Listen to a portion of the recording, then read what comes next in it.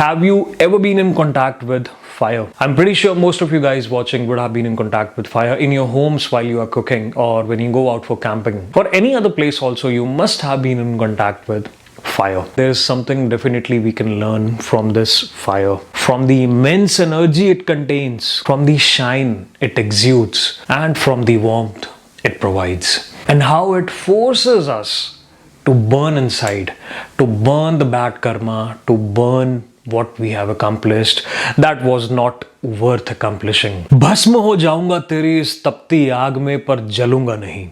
फिसलता जाए बेशक से सब, मगर फिर भी हाथ मलूंगा नहीं। तू मुझे दर्द दे जितना दे सकता है, तेरे सामने मगर कभी मैं झुकूंगा नहीं।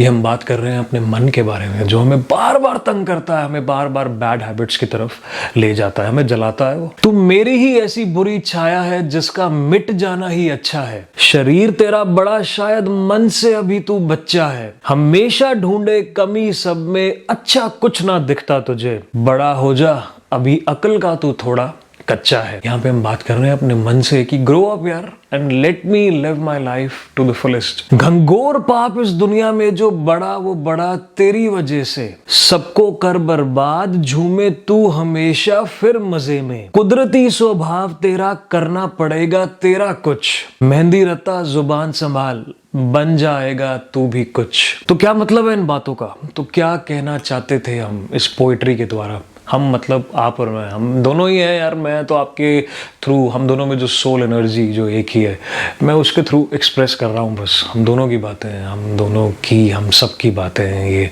लाइफ में ना बहुत बार क्या होता है कि हमारी बहुत सारी बुरी हैबिट्स जो होती हैं ना, वो over the years, over the months, over the weeks, over the days, over the minutes, over the hours, over the seconds हमेशा कंपाउंड होती रहती है।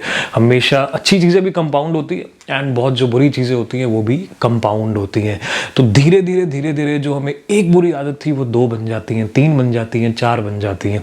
और जब इनका पूरा फैमिली, इनका पूरा कुटुंब, इनकी पूरी जो एक ऑर्गेनाइजेशन जब हमारे अंदर आ जाती है ना, तो हमें वो जलाती है, हमें तपाती है। ये आग इतनी दूर है मेरे से अभी, पर मैं अभी भी इसकी I can still feel the warmth on my face. I mean, it's all embodied in a glass container, but still the fire has the ability to penetrate through anything and affect the person standing next to it.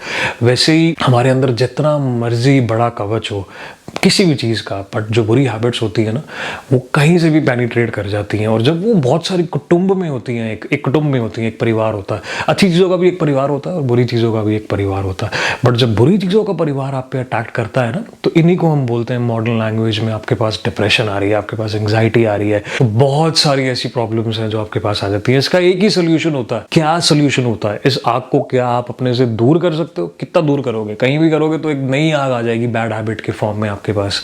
तो इसका सिर्फ एक solution होता है, हमें अपने आप को, जो भी पुरानी हैबिट्स हैं, जो भी पुरानी हमारी एक्यूमुलेशंस हैं, उनको हमें अपने आप को जलाना देना पड़ेगा। जलाओ, जितना जला सकते हो जलाओ।